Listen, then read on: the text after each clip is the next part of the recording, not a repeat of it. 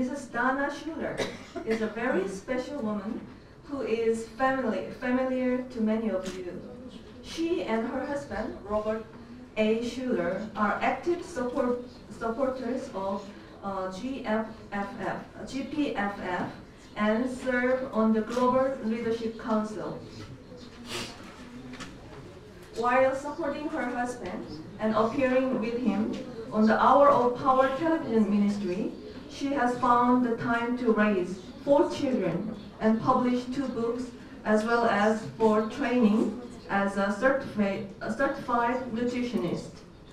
Along with her husband, she enjoys guiding people in leadership training, marriage renewal, and friendship building, as well as nutritional and exercise coaching. Mrs. Schuller has agreed to share with us today her ideas about the role of service in the search for peace. Please join me in welcoming Mrs. Donna Schuller.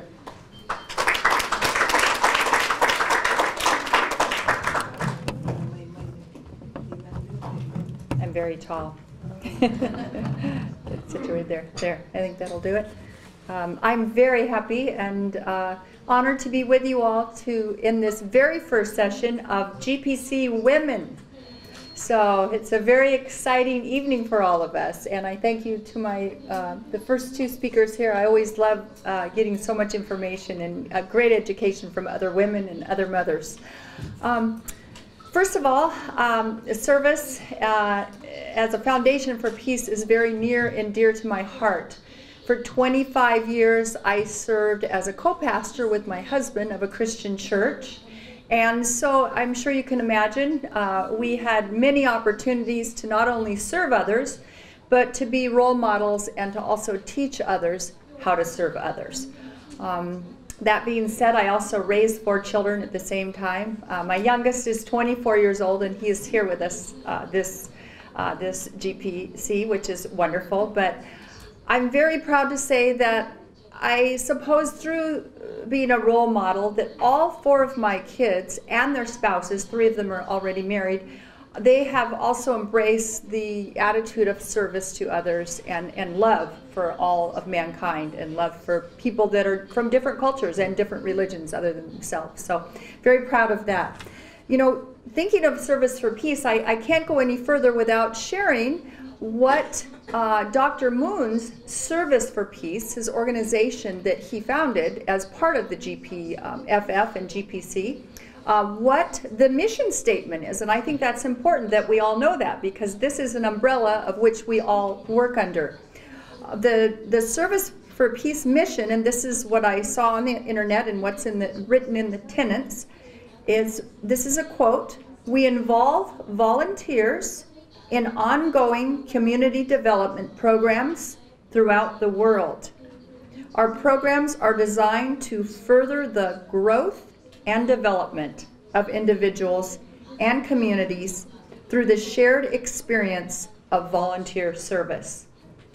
And I love that mission because this is something that I've tried to do my whole life. So I'd just like to share with you just a few points. It's interesting, I believe that there are no accidents. As a woman of faith, as a Christian, I believe that God has had his hand on me my whole life. And I believe that he directed me even when I didn't know that I was being directed. I believe I have a free will and I'm not a puppet either. But that being said, isn't it interesting that the very first talk I ever gave was on peace? And I just realized this when I was preparing my few words to say this evening.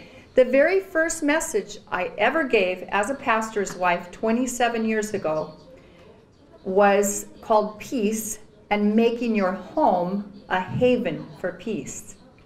And I just recalled this. Now, why is that important? I can't really remember what I said so many years ago. But I think it's important because, as I said, I think God has directed me to be standing here today at this very time, in this very place, to help launch the GPC Women. So for that, I'm very happy. So the few things I would like to share with you are just on serving others. What does it mean to serve? How can we create peace by serving? And one other thing I'd like to point out is as you think of peace, I want you to think of peace in the world, but as we've already heard from the other two speakers, peace in the home.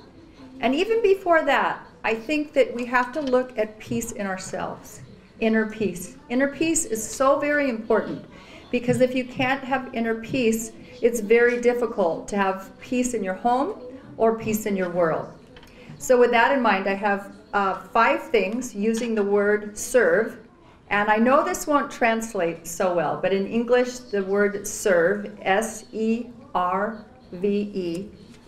And I believe that to serve others means to, number 1, to see things through their eyes, to see things through the eyes of others.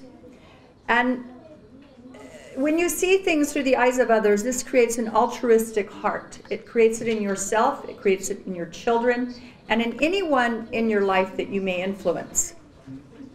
And altruism, of course, is to live for the sake of others. The second thing to serve others means to me is to experience. The E is for experience. When you serve others, you experience a part of their life. And in turn, that develops empathy. And it also gives us hope and courage and strength to face our own problems.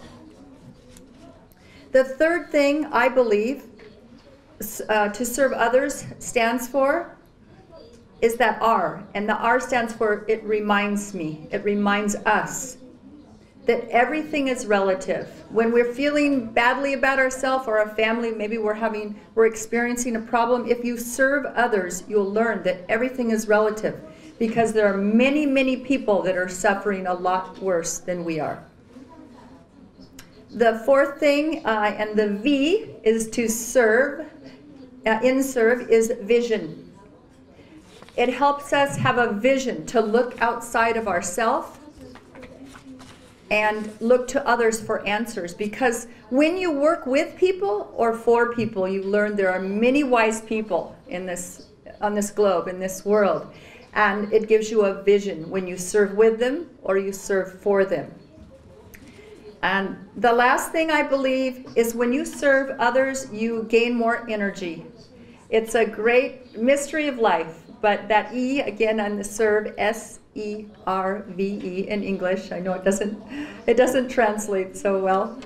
But the E stands for energy. I truly believe that the more we give, the more we get back.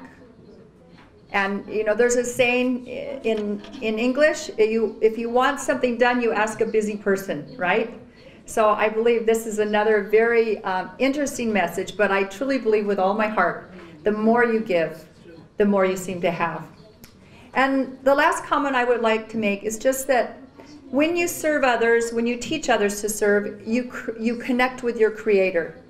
We learn to see God, our Creator, in others when we serve them. So thank you very much.